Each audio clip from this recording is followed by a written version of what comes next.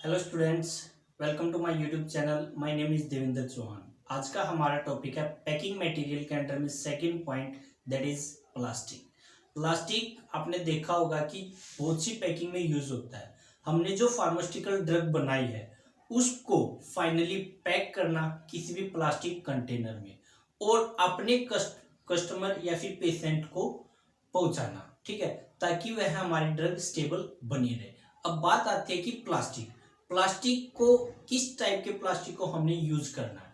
Plastic की varieties बहुत होती हैं, तो उस चीज के लिए हमने अकॉर्डिंग टू ड्रग हमने अपने प्लास्टिक को सिलेक्ट करना पड़ता है कि हमने कौन से प्लास्टिक के कंटेनर को यूज करना पड़ता है। नॉर्मली हमारी यदि एग्जांपल में बताऊं तो ड्रिप आपने देखी होंगी। ड्रिप इन द वे जो लार्ज वॉल्यूम पेरेंटल प्रोडक्ट होते हैं जैसे कि NS, DNS, RL, इस टाइप की जो बोटल्स होती हैं 500 ml की या 1 लीटर की जो बोटल्स होती हैं ये प्लास्टिक की बनी हुई होती है। तो इसके लिए एक अच्छा क्वालिटी का प्लास्टिक हमने यूज करना पड़ेगा क्योंकि उसके अंदर हमारा लिक्विड प्रोडक्ट पैक हो रखा है, ठीक है। सेकंड, जितने भी कप सिरप की बोटल्स होती हैं या फिर बच्चों के लिए जो हम सिरप पैक करते हैं उसकी जो बोटल्स होते हैं वो सभी प्लास्टिक की बनी हुई होती है। Got it. सो इस तरीके से हमारे और कंटेनर्स भी यूज होते हैं प्लास्टिक के फार्मास्यूटिकल में। तो इस तरीके से आज हम प्लास्टिक की स्टडी करेंगे कंप्लीटली। प्लास्टिक कैसा होता है, कितने टाइप होते हैं, क्या इसकी एडवांटेज और क्या इसकी डिसएडवांटेज होती है।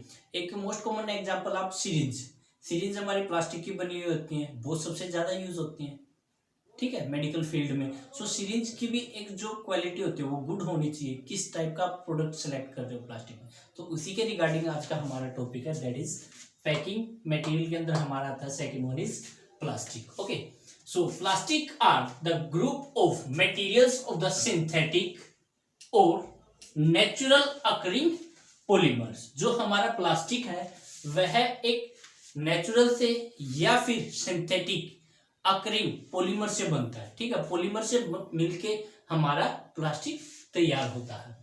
Second, it can be moulded. Moulded का मतलब होता है शेप देना। It can be moulded in any various shape and size according to need. जो हमको आवश्यकता होती है उसके अकॉर्डिंग हम अपने प्लास्टिक को शेप और साइज दे सकते हैं, ऑन ऑर्डर उसे बनवा सकते हैं जितनी भी हमको पैकिंग करनी है अपने सिरप की या फिर लिक्विड की, ठीक है। Then second one, type. There are the two type of the plastic material. First one is the thermosetting and second one is the thermoplastic.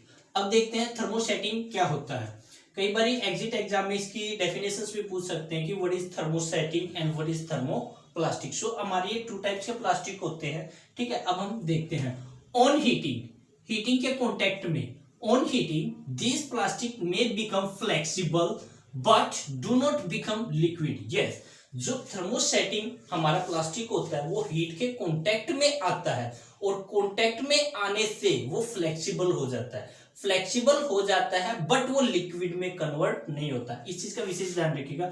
Does not become liquid, do not become liquid, वो liquid में convert नहीं होता है heat के contact में आने से। हाँ, फ्लेक्सिबल हो जाएगा लेकिन लिक्विड में कन्वर्ट नहीं होगा। सो this is the definition of the thermosetting. Examples, polyester resin and epoxy resin is the example of the thermosetting. Now second one is the thermoplastic. On heating, heating के जब contact में आता है plastic में भी converted into the viscous fluid. Yes, ये viscous fluid में convert हो सकता है and become harder again on cooling.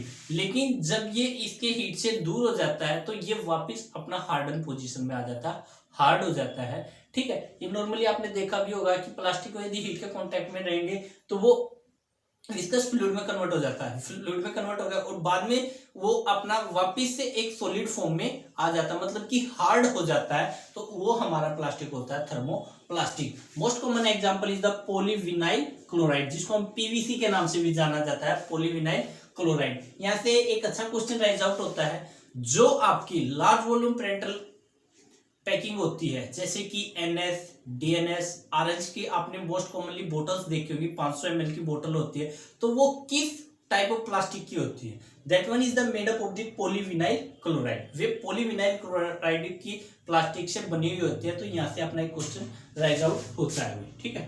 This one is important.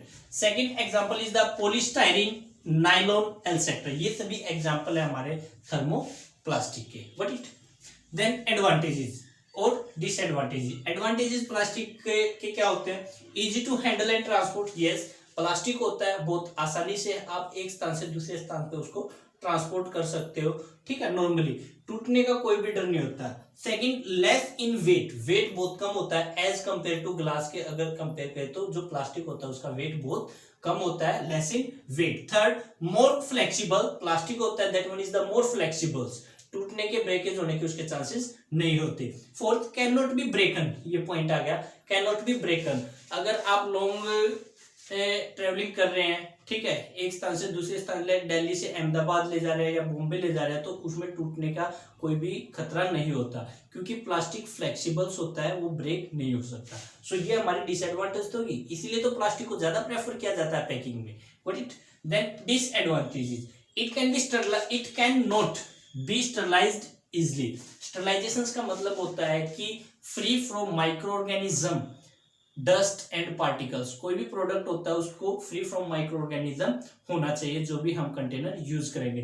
तो प्लास्टिक में सबसे बड़ी दिक्कत होती है कि उसको स्टरलाइज बड़ी मुश्किल से करना पड़ेगा और नॉर्मली हमारा स्टरलाइज नहीं हो सकता, ठीक है। तो ये हमारी डिसएडवांटेज में काउंट हो जाते हैं। Second, heat sensitive container, yes definitely heat sensitive container यदि हीट के कॉन्टेक्ट में आएगा तो वो मेल्ट होने के चांसेस ज्यादा हो सकते हैं और हमारा प्रोडक्ट खराब हो जाएगा, कंटेनर खराब हो जाएगा तो प्रोडक्ट भी डेफिनेटली खराब हो जाएगा। सो this is the heat sensitive container. Third, it में कॉजेज द केमिकल रिएक्शंस, जो प्लास्टिक होते हैं उसके अंदर केमिकल्स काफी यूज होते हैं, तो हो सकता है कि वो अपने अंदर से लॉन्ग स्टोरेज होने के कारण प्लास्टिक में से कोई भी केमिकल रिलीज हो जाए और हमारी ड्रग को डिग्रेड कर दे, खराब कर दे, तो उसके ये होने के चांसेस हो सकते हैं। This is the disadvantages of the plastic. So this is all about the plastic. Okay, now then packing material. Third one हमारा आता है मेटल्स, कि मेटल हमारा किस लिए यूजफुल होता है फार्मास्यूटिकल पैकिंग में, ठीक है। Metal are the used for the packing the pharmaceutical product को पैक करने के लिए मेटल्स का काफी यूज होता है। It most use container of the aluminium, tin, steel, lead etcetera. जो हमारे मोस्टली जो कंटेनर्स होते हैं मेटल के जो बने हुए होते हैं वो हमारे एल्यूमिनियम के बनते हैं, टिन के बनते हैं, स्टील के बनते हैं या फिर लेड के बने हुए हमारे होते हैं मेटल्स से, ठीक है।